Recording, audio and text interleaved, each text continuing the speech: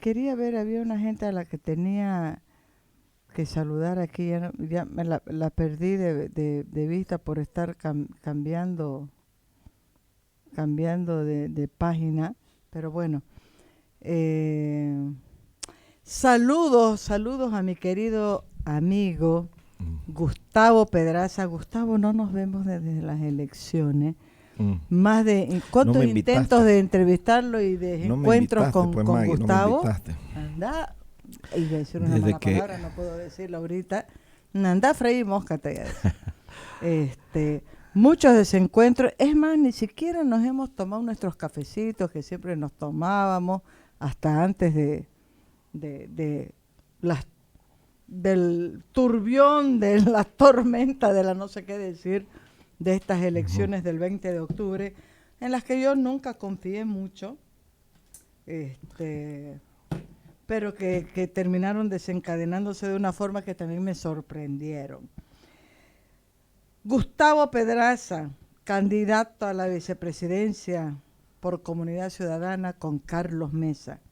¿Cómo ha cambiado Mucho. el escenario político Mm, después del 20 de octubre?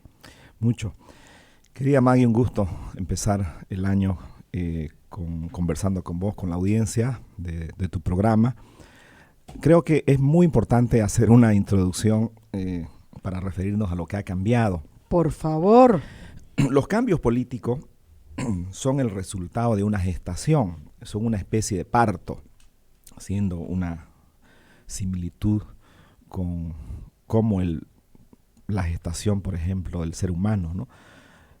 Nunca un cambio político emerge en el momento sin tener, digamos, una línea de continuidad antes, ¿no? El cambio político que hemos tenido el año pasado, en octubre, noviembre, es una acumulación, vamos a ir a la última parte, ¿no? Desde el año 2016. Esa acumulación de fuerzas que la sociedad, digamos, va ganando. ¿Para qué? Para lograr un cambio y recuperar la vigencia democrática. Hay hitos como la movilización de octubre de los médicos, hitos como la otra movilización que se tuvo, o las movilizaciones, las Hubo plataformas el primero, cabildo, el acordate, cabildo del a 4 de inicios de octubre. octubre. Entonces, la incursión de Comunidad Ciudadana, ¿no? Como una propuesta política para ir a las elecciones a enfrentar a Evo Morales, porque muchos decían se lo va a legitimar, no hay que ir a las elecciones porque él controla todo. Y nosotros dijimos sí, justamente por eso tenemos que ir, porque vamos a darle batalla en las urnas, pero también le vamos a dar batalla en las calles. Siempre fue, recordarás vos, esa la fundamentación. ¿Por qué íbamos? Nosotros no confiábamos en el Tribunal Supremo Electoral, claro que no confiábamos, pero dijimos, no teníamos alternativa. Si no hubiéramos ido a las elecciones nosotros, Evo Morales hubiera estado planchando sus trajes para la posesión de su cuarto mandato el 22 de enero. Entonces dijimos, vamos a ir, vamos a movilizar también simultáneamente y ahí está el resultado, ¿no? ¿Qué hemos comprobado? ¿Qué ha pasado? De esta gestación ha venido el cambio, que he hecho mención. Primera certeza que vemos como un resultado, ¿no? Se ratifica lo que habíamos conversado muchas veces con vos y lo que yo escribo. Santa Cruz es el centro político del país, ¿no? Hay un desplazamiento de la centralidad política de Bolivia en el campo de la sociedad civil. Aunque la sede sigue en La Paz, Santa Cruz definió el resultado el 20 de octubre, el 10 de noviembre, y prácticamente se ratifica lo que vengo escribiendo hace mucho tiempo, 3, 4 años. Nosotros ya no solo somos el centro de la economía, sino también somos el centro de la política, y es una certeza que se ha reconfirmado en los pasados meses de octubre y de noviembre. Creo yo que eso es un hallazgo, ¿no? Podríamos decir una conclusión. Segundo, que la sociedad cruceña, en general, la sociedad cruceña se ha politizado intensamente. El paro de los 21 días es una confirmación de eso. Eso no podía pasar. Increíble. Claro, es lo que no te acordarás, vos siempre te decía yo, en 2 años la sociedad cruceña se ha politizado mucho, las mujeres, los jóvenes, y hemos mandado mensajes claros al país. en cuanto a esa politización. Sin el paro de Santa Cruz de los 21 días no hubiera sido, ¿no?, el desenlace que hemos tenido. Inconcebible, ¿no? Claro. Entonces, ¿qué es lo que tenemos acá? Tenemos la politización de una sociedad, en el mejor sentido de la palabra, la toma de conciencia ciudadana del protagonismo para poder lograr cambio, para poder restablecer la democracia, la libertad, etc.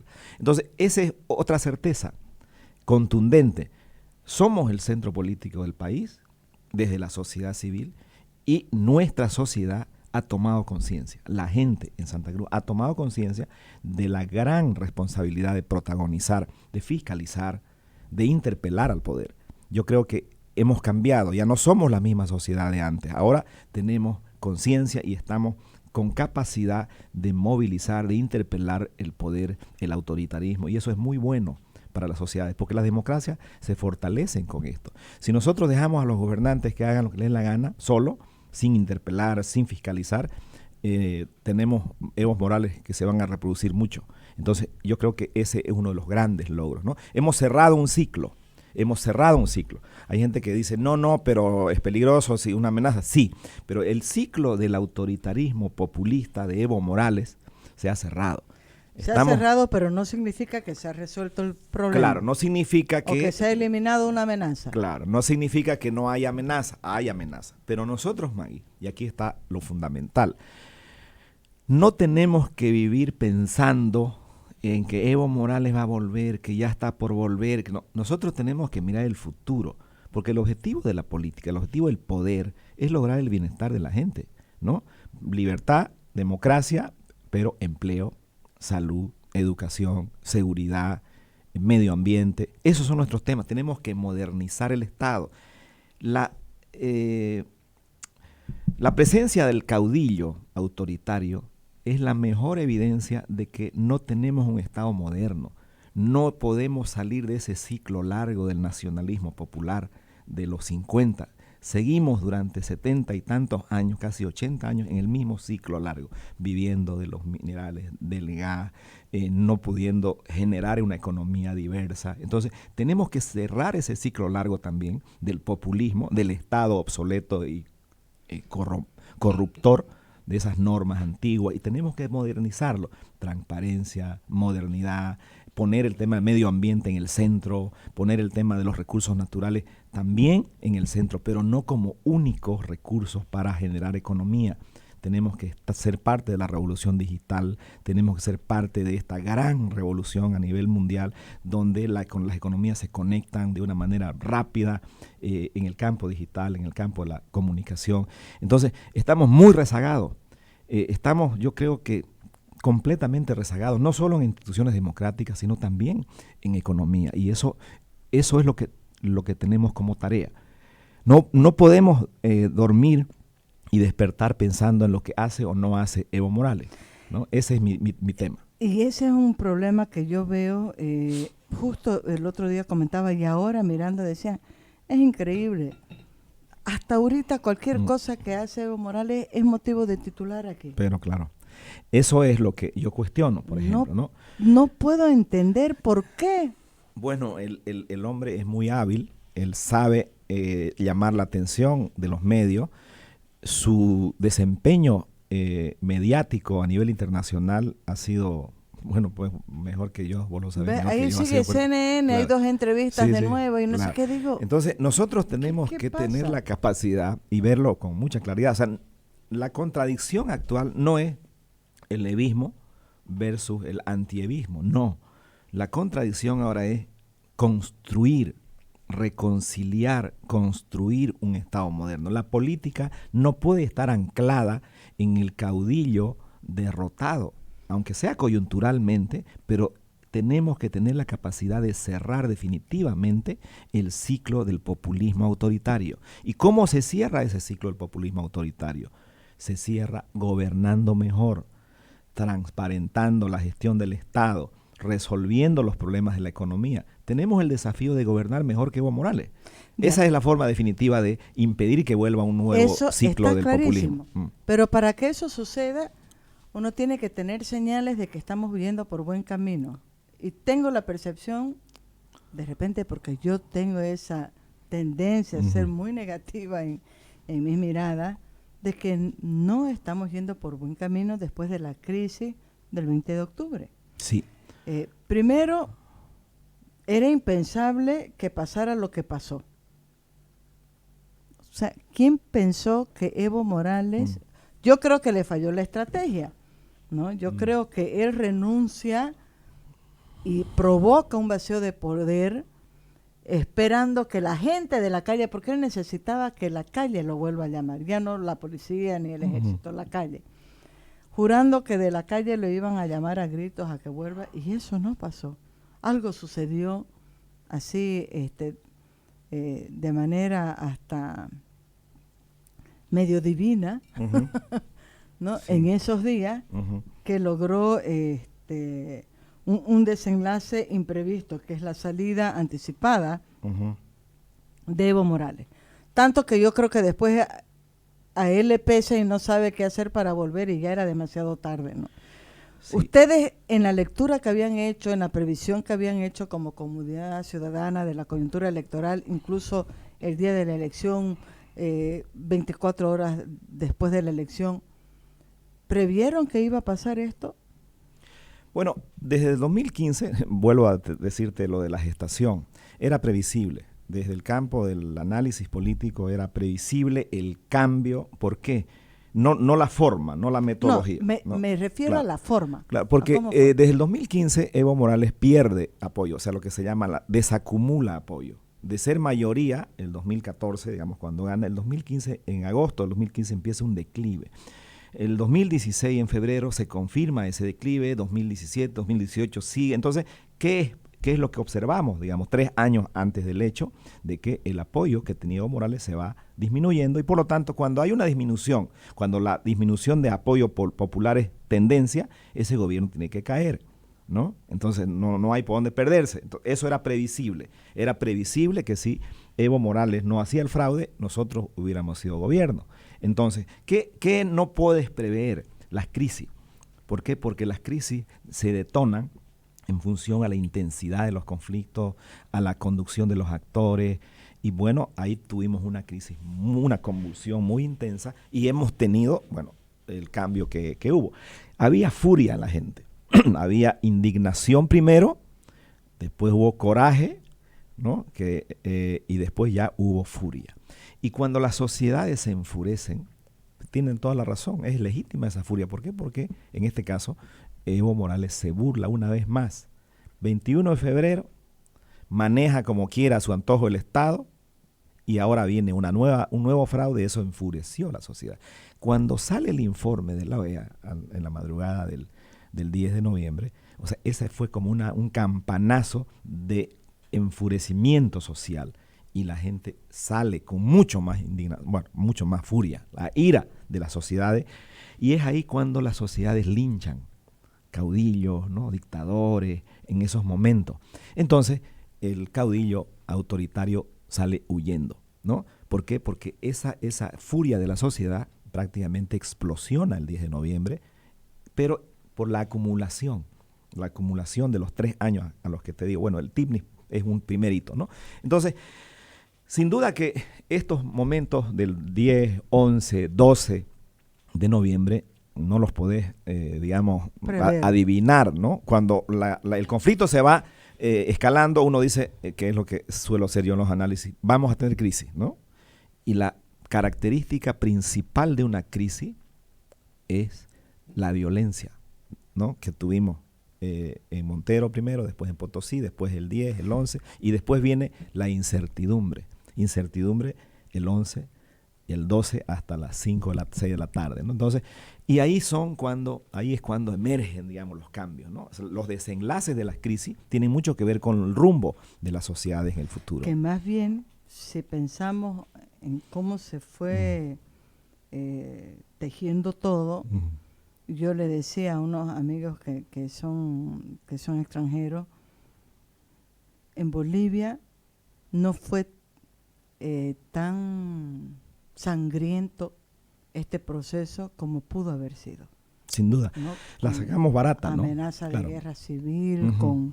Oye, esas imágenes en el alto, a gritos de guerra civil, parecía que ahí se iba a desencadenar una violencia ya de bolivianos contra bolivianos que no le iba a poder frenar nadie. Claro, yo creo que Álvaro García Linera y Evo Morales, bueno, desde la teoría Álvaro García Linera y Evo Morales, desde la gestión del poder concreto, han tenido éxito en dividir a la sociedad boliviana. La sociedad boliviana, a partir del 52, se integra. La revolución del 52 logra incorporar al movimiento campesino rural en el proceso de desarrollo, ¿no? Santa Cruz, el Oriente, es prácticamente una evidencia histórica de eso. Entonces, ¿qué ha hecho Evo Morales en sus 14 años de gobierno?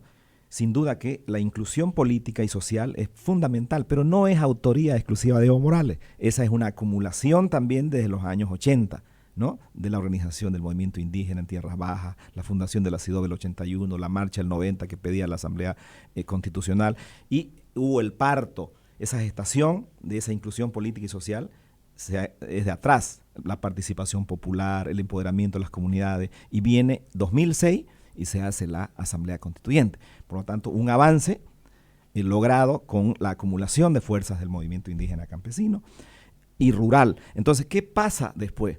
Ese cambio, esa inclusión genera una visión ideológica con intentos equivocados, ¿no? Desde mi punto de vista, además retrógrado, de dividir al indígena del mestizo.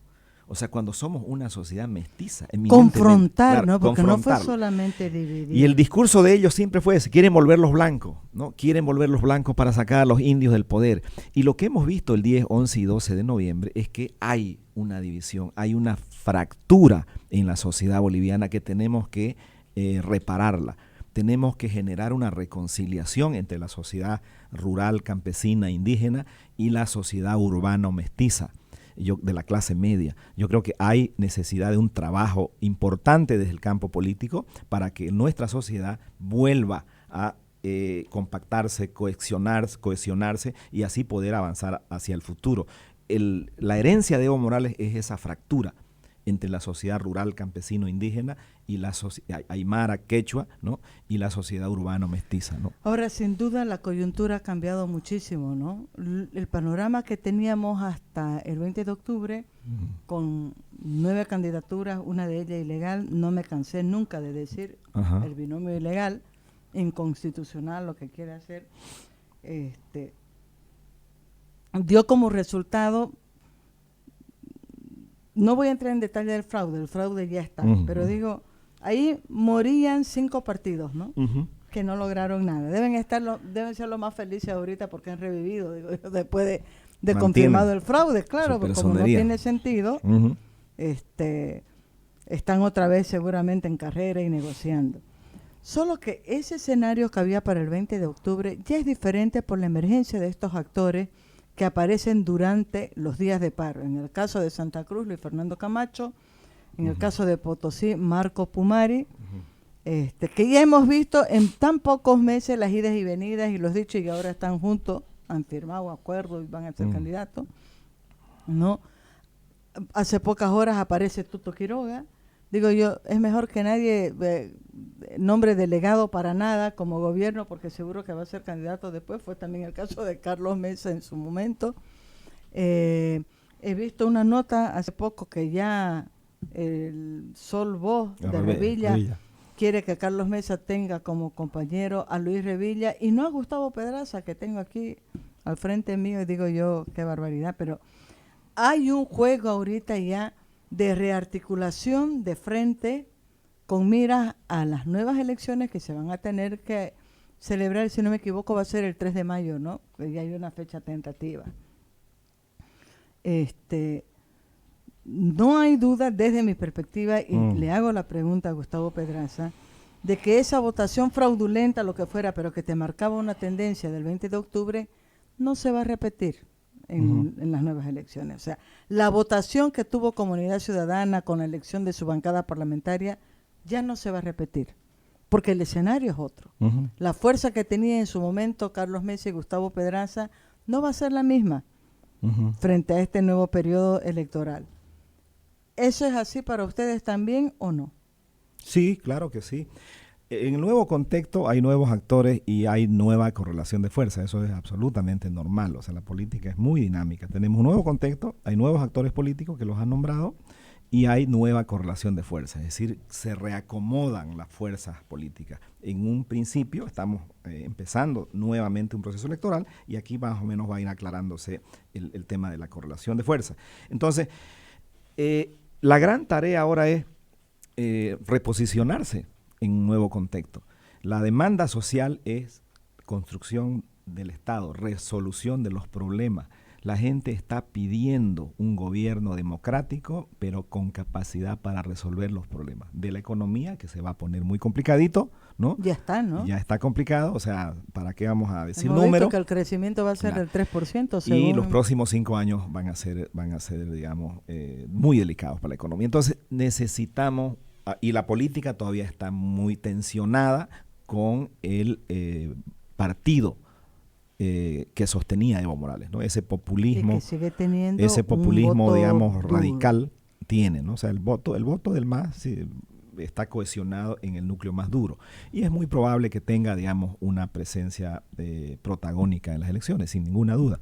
Y los que estamos ahora nuevamente en carrera, las organizaciones políticas, yo creo que tienen el desafío de convencer, ¿no? Con las propuestas políticas va a haber en un principio una especie de empate de 3 fuerzas que van a empezar esta carrera electoral, pero yo creo que en la medida que pase el tiempo, hablando de aquí a unos 2 meses, se va a ir esclareciendo, ¿no? Yo creo que la gente va a escuchar. Y aquí viene el tema del Frente Único versus la dispersión.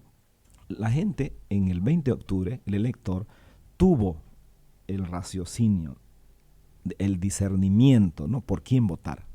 Tuvo la decisión y lo hizo por Comunidad Ciudadana. Efectivamente, nosotros tenemos el 42 de Santa Cruz, los datos que les voy a dar.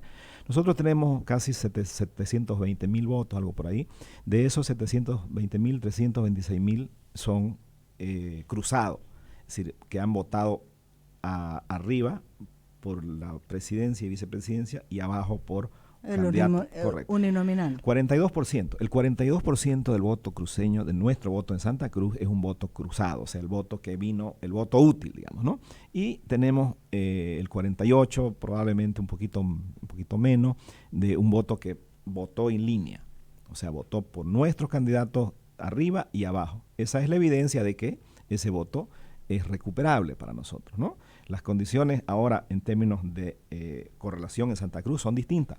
Esos 326,000 votos van a emigrar a otros candidatos probablemente, o probablemente si los convencemos nosotros van a volver, ¿no? Entonces no es que se hayan ido definitivamente o que vayan a quedarse definitivamente, se mueven. Los electores tienen raciocinio, la gente es inteligente, escucha mensajes, valora liderazgo, ve capacidades. Los debates van a ser muy útiles para conocer, digamos, qué propone, qué vamos a hacer con la economía cruceña. ¿Cómo vamos a ajustar el modelo de desarrollo en el campo ambiental? ¿Cómo vamos a cuidar el bosque, el agua? Pero ¿cómo vamos a incrementar la producción? Tenemos que generar más riqueza, no solo en base a los recursos naturales, sino a la tecnología, al conocimiento. Pero yo creo esas que cosas son las que una tenemos que hablar en el futuro, ¿no? complicadas va a ser hacer que este proceso electoral esté basado sobre todo en propuestas más que en figuras, porque estamos viendo que de entrada ya está partiendo la electoralización de este periodo en base a figuras más que en propuestas. Sin duda. ¿O no?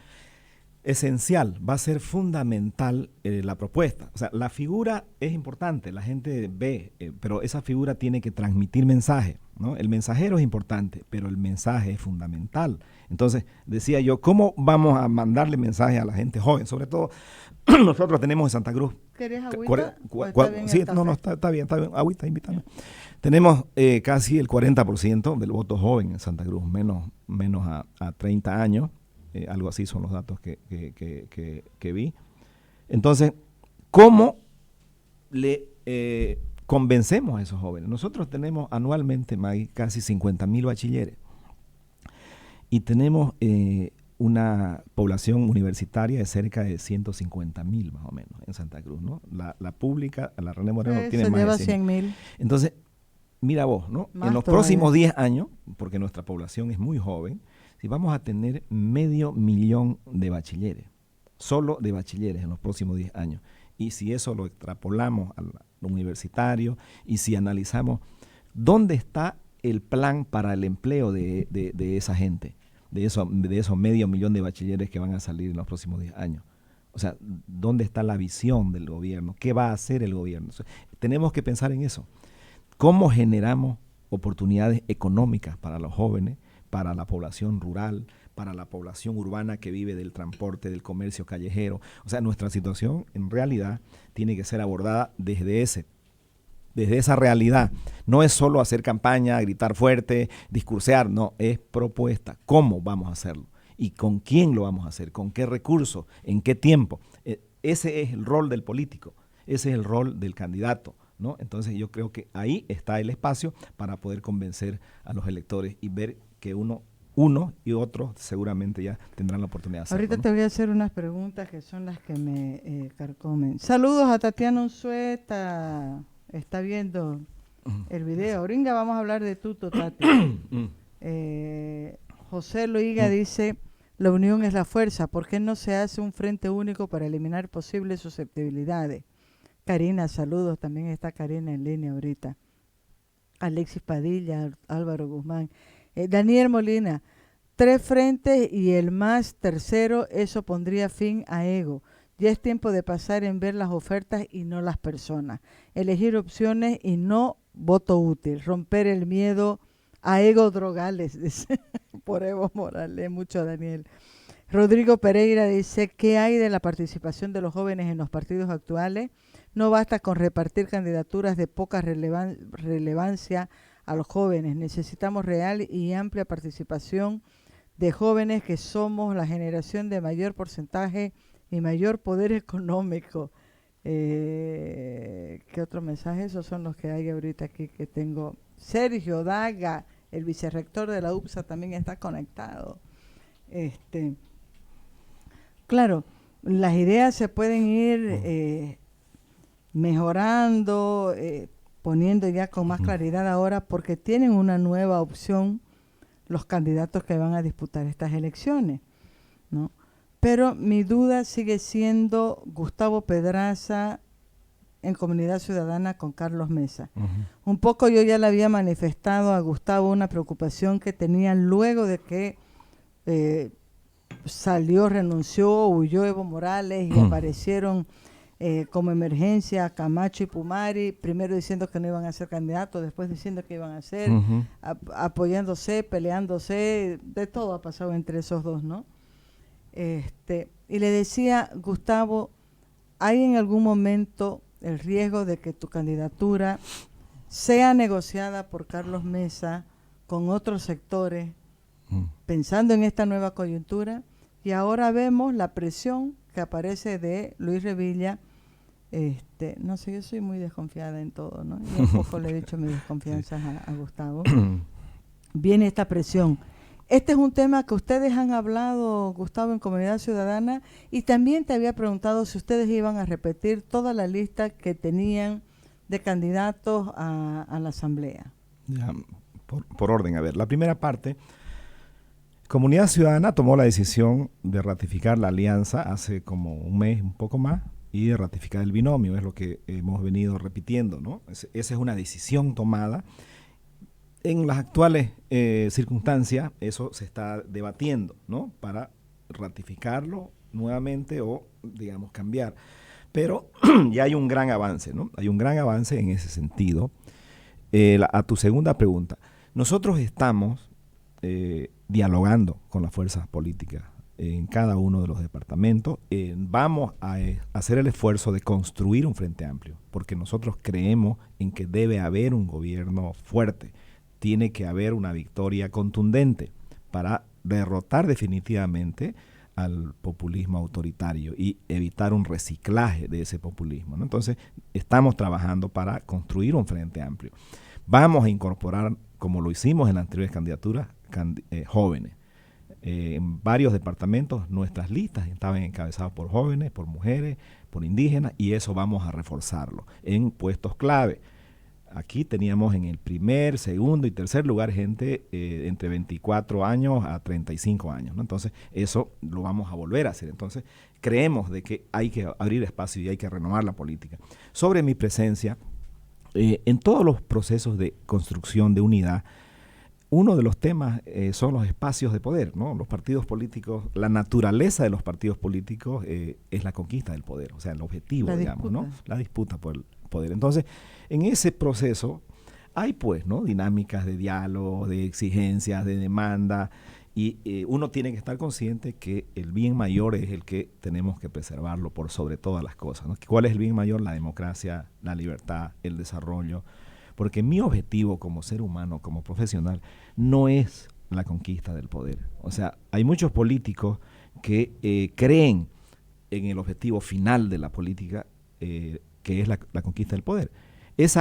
Para mí el poder es instrumental. O sea, es un instrumento para generar bienestar para la gente. Ese es el poder real. Y yo creo que eso es lo que tenemos que cambiar. Me voy a ir al himno cruceño, que aquí se toca sí o sí, a las 12 en punto. Nos hemos pasado con unos minutos, pero me voy con una pregunta. ¿Puedo deducir que Gustavo Pedraza no se agarra a la candidatura? ¿Significa que estaría dispuesto a decir, perfecto, si no soy candidato, yo que vaya a otro, pero sigo con Comunidad Ciudadana? Y caso esta pregunta con una segunda. ¿Es posible que Gustavo Pedraza decida eso? Pero la pregunta es, ¿pierde o no pierde Carlos Mesa, candidato, al sacrificar a su candidato cruceño en este binomio, poniendo a otro paceño como compañero? Y digo, pensando sobre todo en lo que habías dicho al comienzo, Santa Cruz es central en la definición de cualquier elección que se haga a partir de ahora. Vamos al himno cruceño y la respuesta después del himno.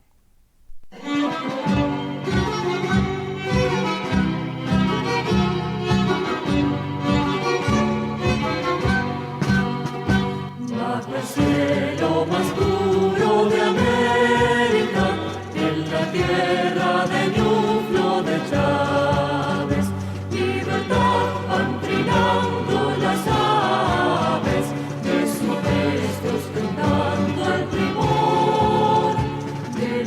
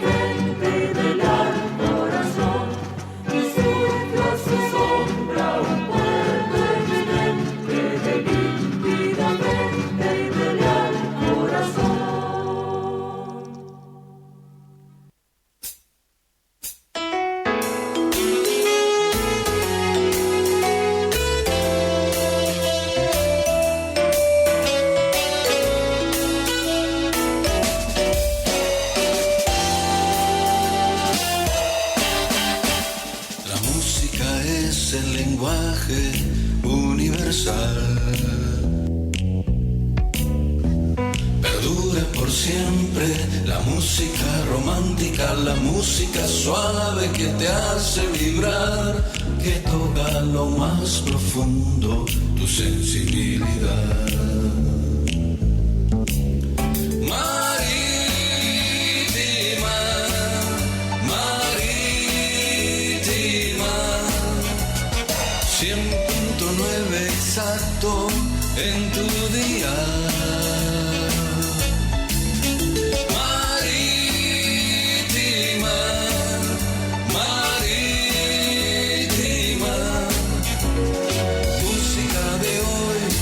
Música de ayer, música de la guardia vieja, música que no muere jamás.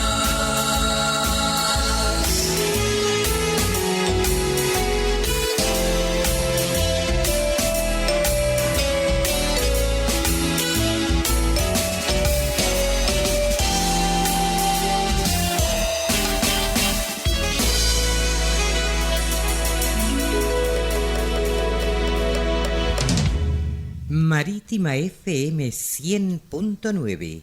Continuamos con Maggie Talavera en Semanario 1 Radio.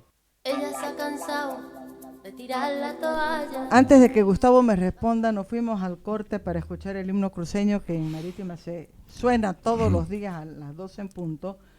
Quiero leer algunos comentarios, son varios los que ahí estamos transmitiendo por Facebook Live. El primero va a ser de mi querido amigo Walter Moore.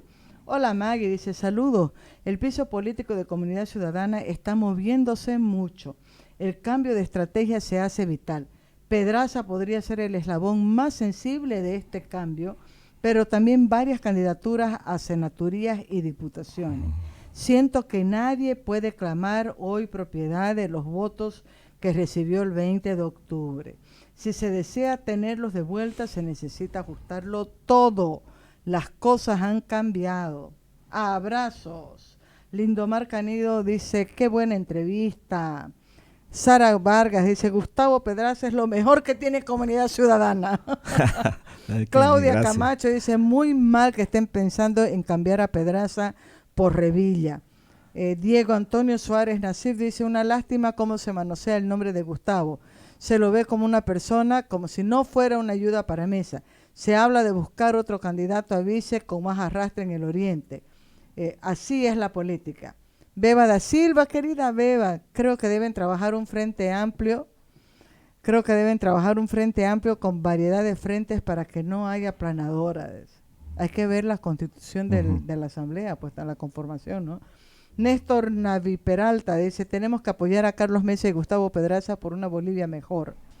Mauricio Moreno, no habrá un frente único si los candidatos, uno, tienen la misión o plan de gobierno principal de luchar contra el MAS en vez de reconstruir país y el sistema económico. Y dos, si no aceptan que los seguidores o la militancia del MAS ya no es leal a Evo Morales, sino a su ideología. Y hay más, pero me quedo con estos de aquí. Me fui al himno con estas dos preguntas. Mira vos, lo que dice Walter Moore tiene mucho que ver con la reflexión que estábamos haciendo. Gustavo Pedraza no se aferra a la candidatura. Si es que dice, perfecto, no soy candidato, ¿seguiría en Comunidad Ciudadana? Claro. Esa es la primera. Bueno, yo voy a seguir en Comunidad Ciudadana, estoy en Comunidad Ciudadana, hemos construido Comunidad Ciudadana basado en una causa, no en una candidatura, ¿no? Porque yo soy de Comunidad Ciudadana antes de ser candidato. Entonces, la causa de la democracia, del bienestar, del desarrollo es lo que nos une, ¿no? Con Carlos Mesa y con todos quienes somos parte de Comunidad Ciudadana. Segundo, la gran debilidad de la política en este siglo es que consideramos el poder como el objetivo final, y eso es grave. Ese concepto es del siglo pasado y nosotros seguimos con visiones políticas del siglo pasado. Por eso no podemos salir de este ciclo largo de su desarrollo, el ciclo largo que empezó en los 50 del nacionalismo popular. Lo nacional popular construido teóricamente antes de los 50 sigue vigente. dependemos de los recursos naturales, del mineral primero, del gas. No podemos modernizar nuestra visión y no hay un proyecto de Estado modernizante que esté ahora completa para ser entregada. Nosotros estamos intentándolo. No hay un nuevo sujeto histórico en el campo de la política que jale hacia adelante a la sociedad. Las esperanzas están muy dispersas. La sociedad está aspirando a un frente amplio, pero los políticos de la coyuntura están pensando más en su situación personal, individual o de pequeños grupos que quieren ser candidatos, ¿no? Mira, ya van 6. Entonces, el tema del poder como objetivo final de la política es lo que distorsiona. Ese concepto del siglo pasado tiene que ser superado. Para mí el poder no es el objetivo final, es instrumental. Entonces, en ese sentido, yo no tengo ningún problema. Mi prestigio, mi carrera profesional, lo he construido desde la sociedad, desde mi esfuerzo. No depende de la candidatura. Pero para nada, absolutamente. Ahora, ¿no? Y sería en el futuro, un error en Comunidad Ciudadana si decide cambiar la candidatura, más allá de que se trate de Gustavo Pedraza, ¿no?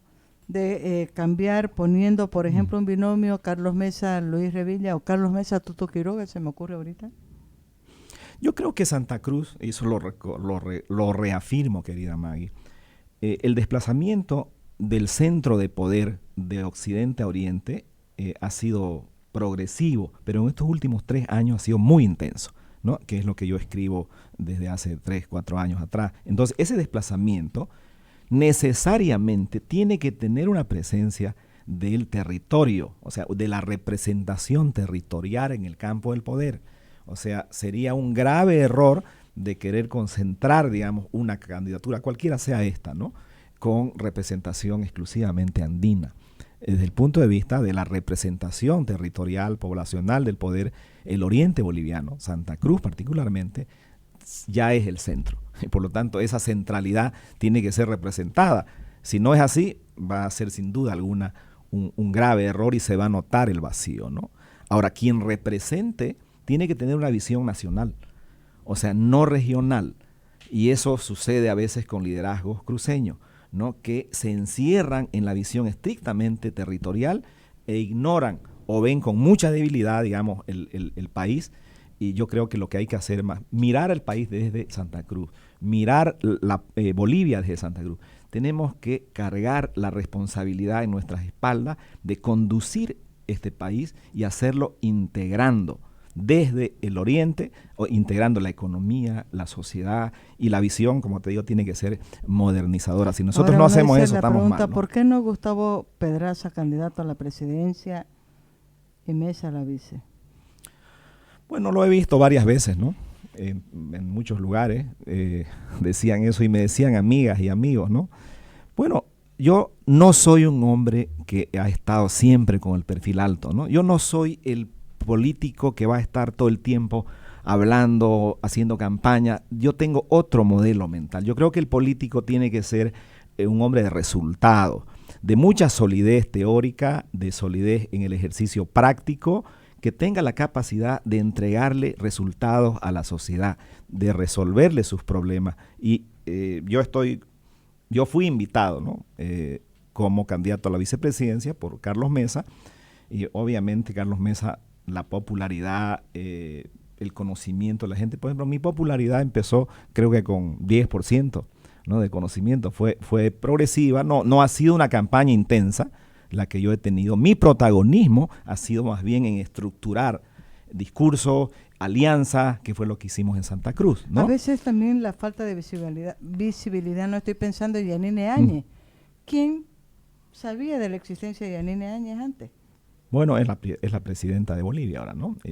Claro, pero digo, es la visibilidad, la oportunidad que te da estar de repente en un sitial de visibilidad muy grande, ¿no? Yo puedo trabajar, querida Maggie, por el bienestar. O sea, yo me he formado para la gestión pública. O sea, académicamente yo tengo conocimiento especializado en la administración del Estado. O sea, para eso me he formado. He trabajado en muchos países del mundo, en muchas instituciones, en este tema del desarrollo, cómo gestionar el desarrollo. Esa es la formación que yo tengo. Y yo puedo trabajar desde la vicepresidencia, desde un alcalde de Portachuelo o de Montero, o simplemente como asesor, como consultor.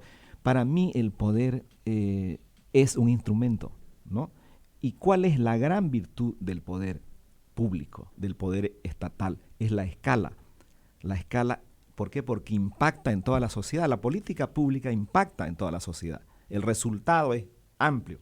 Cuando uno trabaja en el sector privado o en una organización no gubernamental, una fundación, el impacto es pequeñito, ¿no? En cambio, en el Estado, el impacto es mayor. Por eso la escala es la que importa mucho en el Estado. Entonces, esa es la razón, esa es la motivación que yo tengo. Por eso yo estudié administración pública. ¿Por qué? Porque desde el Estado se puede transformar la situación de vida de la gente. Porque ese es el objetivo de la política, es el bienestar, es lograr el bienestar, no es hacer lo que hace ahora el modelo político. El modelo político del siglo pasado, que es el que tenemos vigente ahora, lastimosamente no podemos salir de él, es la repartija del poder. Vos te vas de tal, negocias, vos vas a ser ministro, vas a ser canciller, vas a ser embajador, y ahí muere. O sea, la energía se concentra en la conquista del poder y se lo distribuye, y ahí se descuida y se abandona el objetivo de trabajar por la gente para resolver sus problemas de empleo, etcétera. Ahora, sin duda alguna, este es un escenario completamente alterado, ¿no? O sea, digo alterado por la circunstancia. Como dice Walter Moore, tal vez es necesario ajustarlo todo, no sé esos ajustes hasta dónde llegarán, pero no está todavía todo definido. Hay unos días, unas semanas que van a ser decisivas para clarificar cuál va a ser el escenario real de disputa electoral con mira a las nuevas elecciones. Sí, yo creo que estamos todavía en la etapa de post-crisis, la llamo yo, ¿no? Hay una etapa de estabilización, es como cuando convulsiona el cuerpo humano, las sociedades convulsionan y no se estabilizan rápidamente, ¿no? Nosotros hemos convulsionado como sociedad y la dimensión de la convulsión ha sido gigantesca. Entonces estamos todavía en esa etapa de post-crisis. Estamos estabilizando el campo de la política, ¿no? El cuerpo todavía no está tranquilo. Entonces yo creo que en los 3 meses y medio que nos quedan vamos a lograr una estabilidad y un discernimiento social mucho más preciso, más certero.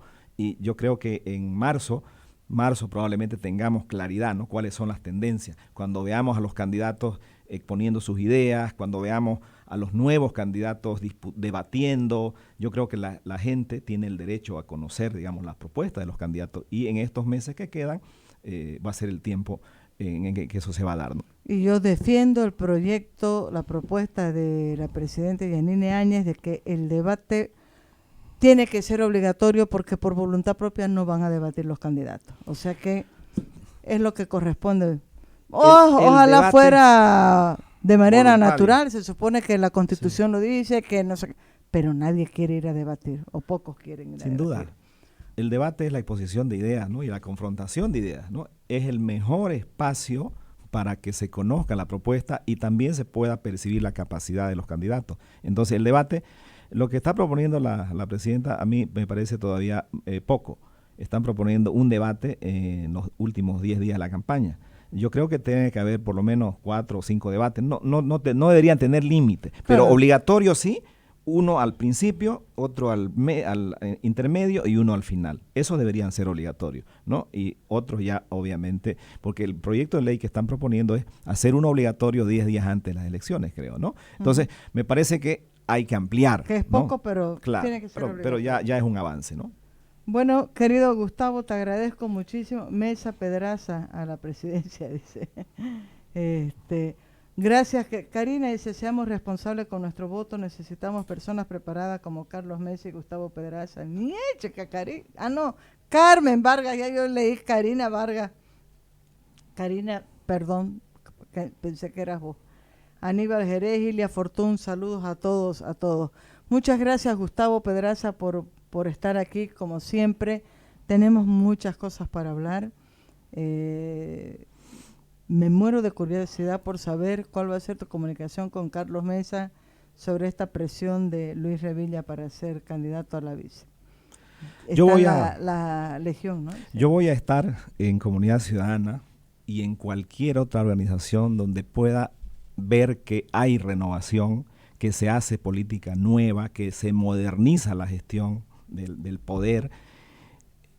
hasta ese momento que yo vea que estamos unidos, cohesionados, voy a mantenerme. Pero el momento en que yo vea que eso ya no existe, es decir, cuando uno abandona, porque mi aspiración, ¿cuál es? Cambiar la práctica política, ser transparente, ¿no? Poder gestionar el poder para el servicio y no para la acumulación de la riqueza. Estoy ahora cómodo con Comunidad Ciudadana, estoy bien y voy a estar en el futuro, como te digo, Maggie, hasta donde yo vea que seguimos compartiendo esos principios con Carlos Mesa y con el resto de Comunidad Ciudadana, ¿no? Muy bien, Gustavo. Me Te quedo agradezco, todavía, vos sabes, con ganas de seguir, ¿no? Pero ya están las mujeres de la Legión Cruceña de Combate al Cáncer. Con ellas vamos a cerrar la jornada de este sábado 11 de enero. Nos vamos a un corte cortengo. No se muevan de ahí. Ya